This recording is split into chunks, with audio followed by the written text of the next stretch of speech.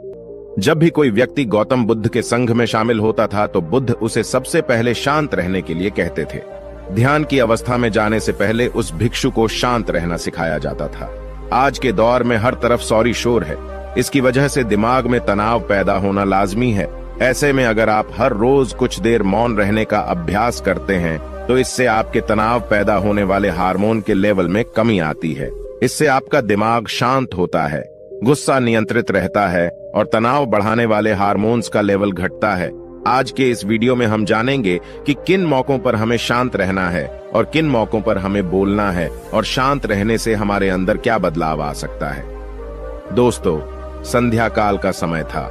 गुरु अपने सभी शिष्यों को बुलाते हैं और कहते हैं, कल सुबह सब लोग नदी में स्नान करने के बाद तुरंत हमारी कुटिया के सामने उपस्थित हो जाना। सभी इसी से हैरान रह जाते हैं कि हम लोगों ने कुछ गलती की है क्या, लेकिन गुस्से से यह कहते हैं कि हो सकता है कि गुरुजी कल सुबह कुछ अच्छी बात बताने वाले हैं। सब लोग रात को सही समय पर सो जाते हैं और सुबह उठकर सभी लोग नदी में स्नान करने के बाद वापस गुरुजी के सामने उपस्थित हो जाते हैं। गुरु कहते हैं, आज हम तुम सबको चुप रहने के फायदे के बारे में बताऊंगा। गुरु कहते हैं, 10 मौके जहां पर चुप रहने से होता है लाभ और बोलने से नुकसान। गुरु कहते हैं, अगर आप इन 10 मौकों पर शांत हो गए यानी मौन हो गए तो आप जो चाहेंगे वही मिल जाएगा। आपकी जिंदगी में चमत्कारिक बदलाव शुरू हो जाएंगे। जरूरत से ज्यादा बोलना या चुप रहना दोनों ही अच्छी बात नहीं है। जैसे जरूरत से ज्यादा बारिश हो जाना या फिर धूप दोनों ही दिक्कत देती है, उसी तरह अनावश्यक बोलने से भी काफी नुकसान होता है। गुरु कहते हैं कि पहला ऐसा मौका जहां पर व्यक्ति को चुप रहना चाहिए, बिना तथ्य के ना बोले।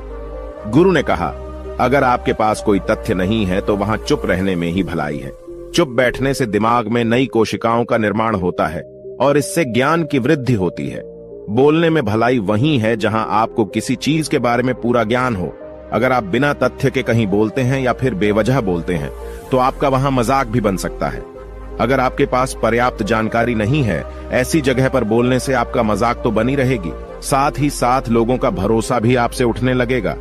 इसलिए ऐसी जगह पर शांत रहो जहां तुम्हें पता ना हो कि क्या बोलना है क्या नहीं। कई बार कुछ लोग ऐसे होते हैं जो हर जगह अपनी उपस्थिति बताने लगते हैं।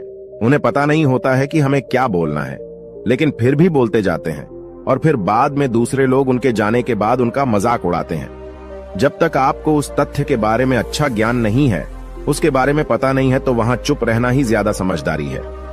गुरु ने कहा, दूसरा ऐसा मौका जहां पर व्यक्ति को चुप रहना चाहिए।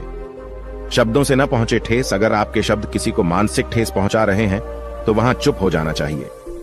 कमजोर व्यक्ति के बारे